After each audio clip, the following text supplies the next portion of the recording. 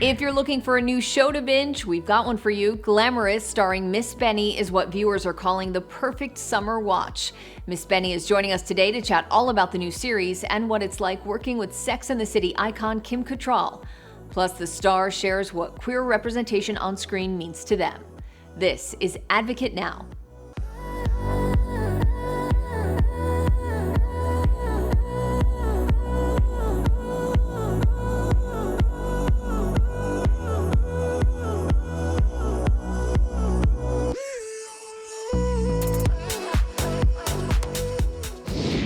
Well, Miss Benny, congrats on the release of your new show, Glamorous. And people might be surprised to know that this project was actually over 4 years in the making.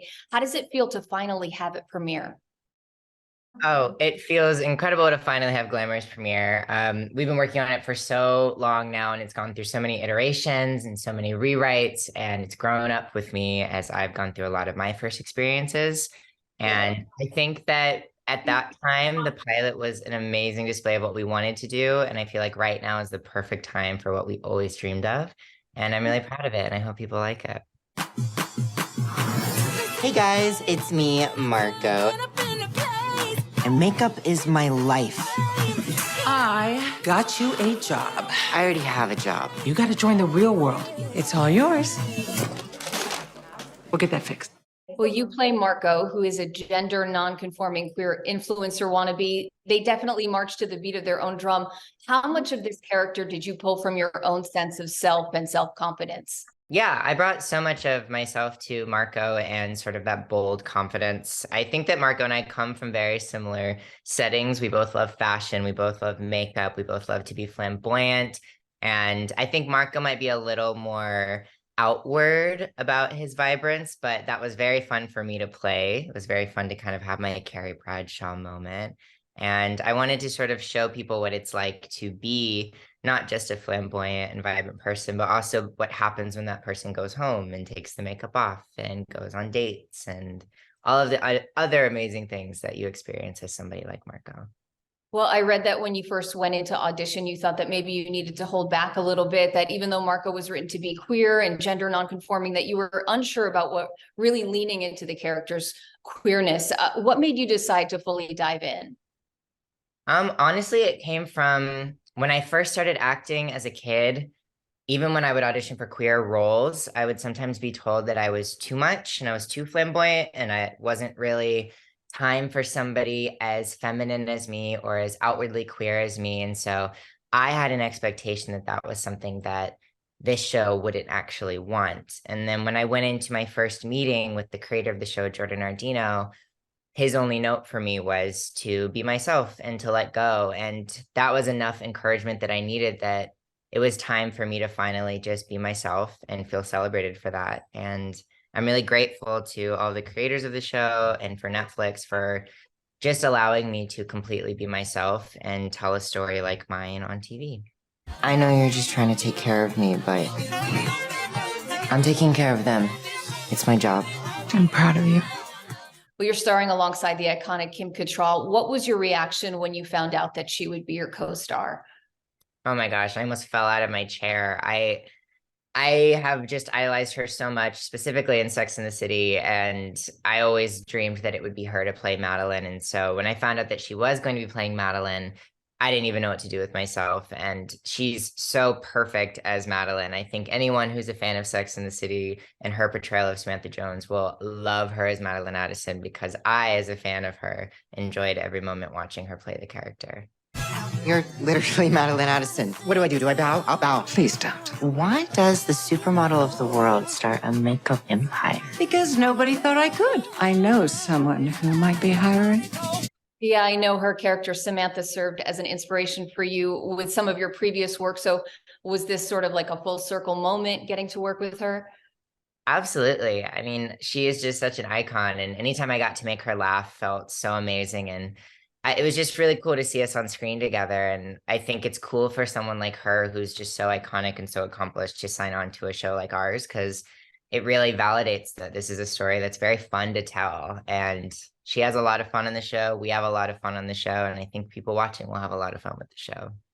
Yeah, and what I love about the show is that it highlights a wide range of queer characters. We don't always see that on TV. Oftentimes there's maybe one gay best friend or a sidekick. When you signed on, was it important to you that many different types of LGBTQ plus members were spotlighted?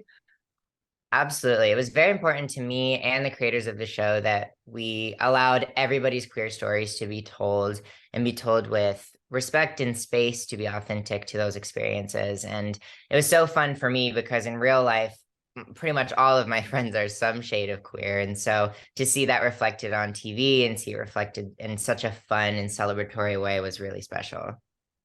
Well, there's no doubt you're inspiring so many people in the community and beyond. For queer kids specifically, what do you hope that your character Marco brings to their lives?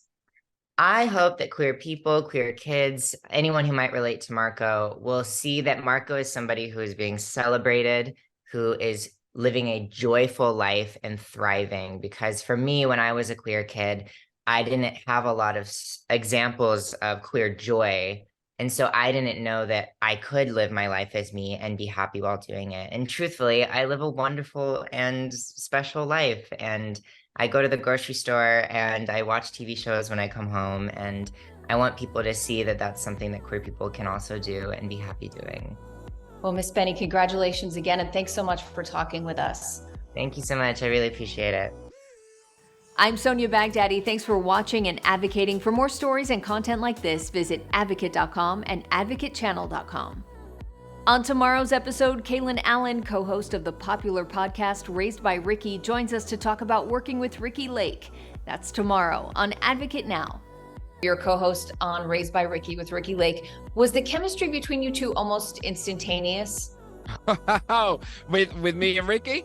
Yeah. Yes, absolutely. You know, I remember going in to do the pilot. It was more like an audition, and I went in there, and it was me and Ricky, and it was the last minute thing. They had auditioned some other people, and I went in, and we did it. And even before we finished recording, Ricky was like, "I want him to do it." Like, she was very set on that from the beginning. But yes, me and Ricky had chemistry out the wazoo.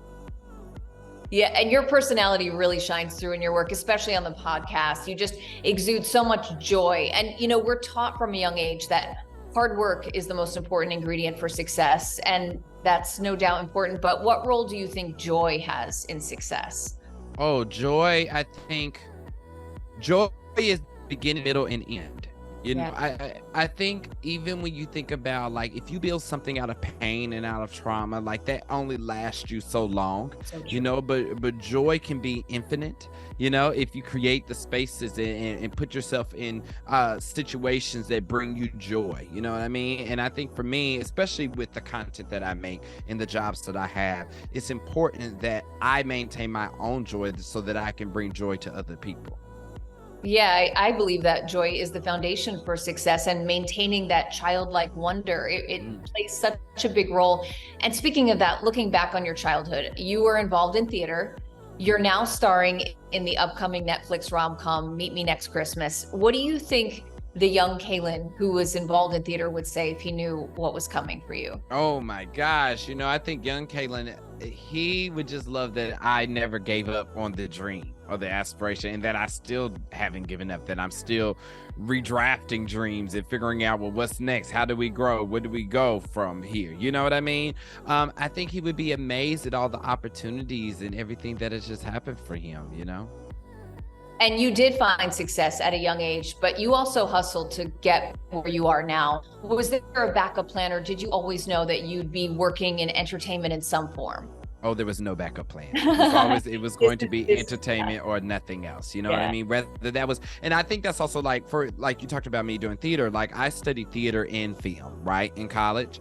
And the reason why I did that was because I knew I wanted to work in the entertainment, whether that was me being a writer, a producer, a director, or any of that, is that I wanted to make sure that I could do any job within the entertainment industry. You know what I mean?